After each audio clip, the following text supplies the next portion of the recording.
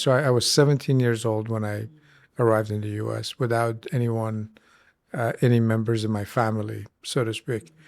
And the next time I actually got to see the members of my family, I was a 42-year-old man with gray hair from 17. But I was very closely in touch with them.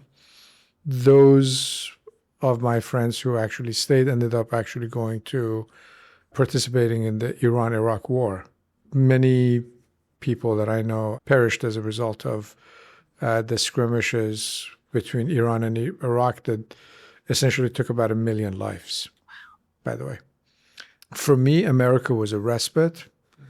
But I also have to say, in this world of backlash against immigration, almost nobody who immigrates really wants to immigrate. I think probably most everybody who immigrates, they would prefer to actually be able to live in their own place that they grew up in. It's a hard decision to make to immigrate. For me as a 17-year-old, it was difficult to make the decision, and it was an emotional burden for several years, basically. When the day was over and I would go back to my dorm room, I would just kind of be under the blanket and cry. And this went on for years in the process. So nobody really wants to immigrate. Being blessed that I was not in the middle of war, I actually recognized at the time. Several years later, I realized that there was something else that I felt blessed about. And this is the ability to actually come to a place where I could actually consume the education that I wanted to consume without anybody dictating what education I needed to consume.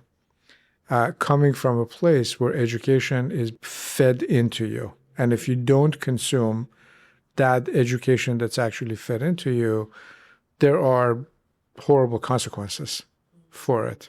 I remind myself that that education for somebody like me was not digestible, was not consumable.